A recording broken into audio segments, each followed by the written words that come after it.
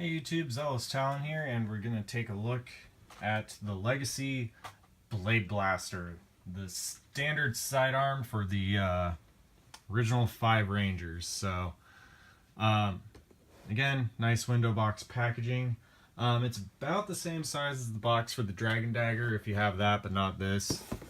It's about an inch taller, but they are otherwise the same width and thickness. So we can set that aside. There is a lot of negative space in this box, and I'm going to kind of address that later, but you can see the window doesn't even take up like half of the surface area of this packaging. And there's nothing else in this box other than the gun. Like, this is all just kind of empty space in there. So setting that aside and setting that down, here we have our Blade Blaster, and first pro of this is it actually sits and displays really well. Just the angle of the grip combined with the shape of the gun, it just naturally sits itself very well. Very nice for display in that regard. Coming in and taking a closer look at it, we have a lot of nice sculpted detail, Power Rangers, nice colors going throughout, nice like gold eye. Lots of lining on this, which is really kind of welcome. And then we have some sculpted and painted detail down here. Battery compartment is in the hand grip. You simply press in there and it'll pop off this gray piece. So again, very well hidden, similar to the Dragon Dagger, and a little less noticeable than it was on Saba. So die-cast content is here in these back teeth, and I believe there's some metal up here in the gun barrel. The rest of this right here and right there is just vac metallized plastic. So there's actually very little die-cast in this piece, which is kind of disappointing. But like, yeah, honestly, it's just disappointing. Like, I feel like they could have added a little bit more. Especially since this is $80, the same as the Dragon Dagger launched at, and I feel like the Dragon Dagger for the money was just a much better designed piece. Like, it's just better designed, but the fact that they were the same price seems a little egregious to me. There's kind of a size comparison there. Not the best. We'll compare them again in the when we get into the other modes of the Blade Blaster. So first off, we have our gun mode as it was packaged. So this is honestly probably the best mode in my opinion of this toy, because the gimmick for it is actually kind of interesting. So on-off switch is here under the hand grip. Get a really loud and actually very unique power-up noise. And then we can simply pull the trigger. So what's cool is you have the shot and then it makes an impact.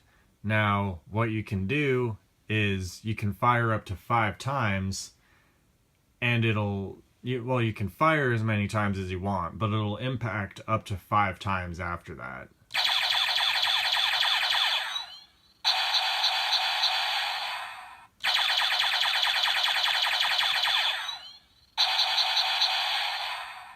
So yeah, no matter how many times you shoot, it'll only do up to 5. But it'll match the number up to 5. So if you do 4, it'll do 4. If you fire twice, it'll impact twice. The other really cool thing about this is that it remembers delays, which is a very small touch, but one that actually kind of makes me nerd a little bit. I'm just like, oh, that's really cool, and it's one of those unnecessary things that I will show you.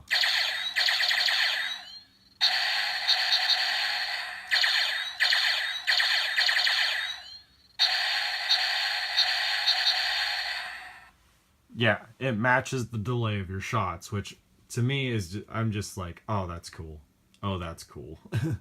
I just think that's really cool. It's completely unnecessary, but it's really cool. And yeah, it's probably really simple engineering in there. It's literally probably just on some kind of timer that matches, however many seconds after you fired is however many seconds of the delay. It's nothing fancy, but still just really, really cool. So that's about it for the gun mode. So to convert to the holster mode, we will pull back on that. And then over here is a little red button on the grip. We need to press that in order to flex it. And we'll get a noise indicating that we are now out of the gun mode and into the essentially the sword mode, but this is the holster mode, which is kind of an intermediate. This is how they store it on their belt, unless you have the toys, in which case this was always in its gun mode. And then under here we have another little switch, and that little switch will extend the blade and play another noise, and now we're in sword mode. Sometimes, especially if you have it like this, it won't necessarily lock, but you can just push it up and it kind of soft locks into place. It's not going anywhere unless you bump it or move it. So it's actually pretty secure. But now we are in sword mode.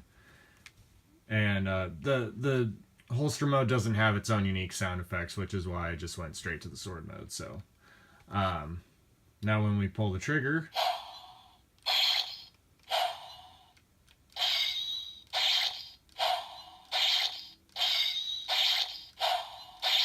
it'll just randomly cycle through noises, which is kind of a little disappointing considering the Dragon Dagger and the Dragon Dagger had independently activated sounds and Saba actually like cycled through sounds. This one just kind of randomizes, which is okay. I mean, at least there's sounds in there, but I would have preferred that they were in some kind of sequence so that they could be controlled somehow, especially since they've already done it. But now that we're in sword mode, we can actually take a more appropriate comparison to the Dragon Dagger, which I'm actually going to put behind the Blade Blaster because otherwise it kind of hides it.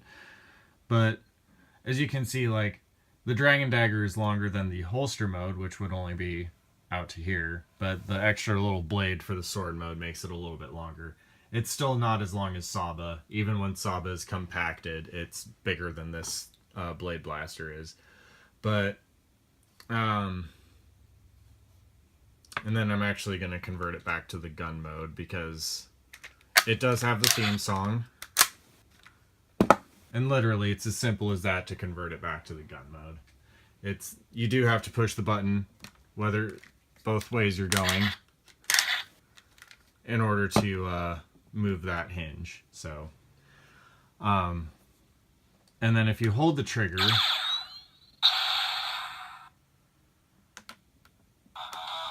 there we go. It has to fire, impact, and then it'll start playing.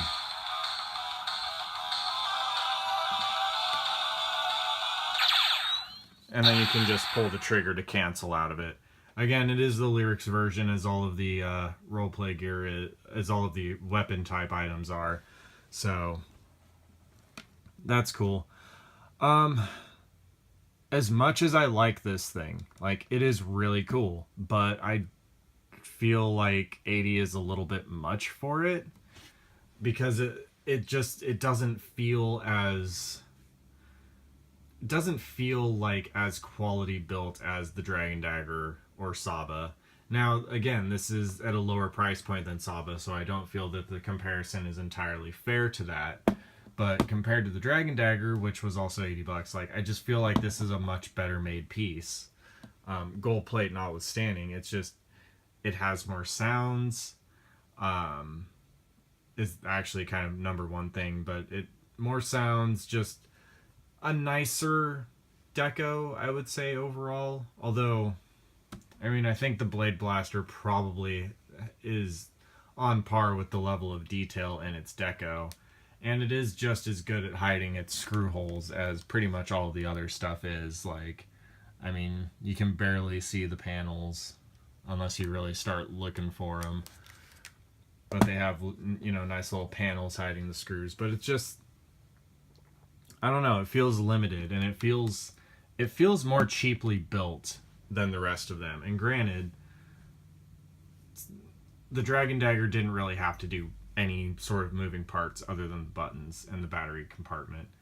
And Saba just had the sliding blade and the motor. Again, not entirely fair comparison because it was more expensive, but I don't know. For this, I feel like it should have had like a holster, especially with all of the negative space in the box. Like, you can't tell me that they had almost enough space to put in a second gun. Almost enough space to put in a second blade blaster, and they couldn't have incorporated maybe the holster for it. Like, that would have been really, really cool. And I'm not saying it would have had to have been anything super fancy, because you would have already been getting the gun. Like, I mean, it could have just been like some decent, like, not gonna fall apart, you know, faux leather or something like that. Like, just a little something more. This thing just, I don't know. I feel like it just needs a little bit more. So 80 is okay for it, especially, but I think it's still readily available, so try to coupon it down if you can, or see if it's on sale. Because I feel like maybe 70 would probably be a little, 60 or 70 would probably be a little bit more fair. Yeah, the morphers are 60, so it would probably never be that cheap, just because it is a bigger piece. But, and 70, I know that's only like a $10 difference, but hey, it's just kind of a thought, you know. Especially since, yeah, it also lacks, it doesn't have as much die cast, I feel, as the other pieces did, but it does have more moving parts, so that might be part of why it is the same price as the Dragon Dagger, because it is a little bit more complicated in that regard, even though the transformation's super simple. But yeah, I mean, I still like it. I don't want to make it sound like a bad piece at all. It is really good. I really do enjoy the Blade Blaster. So this has been Zealous Talon with an overall positive review of the Legacy Blade Blaster.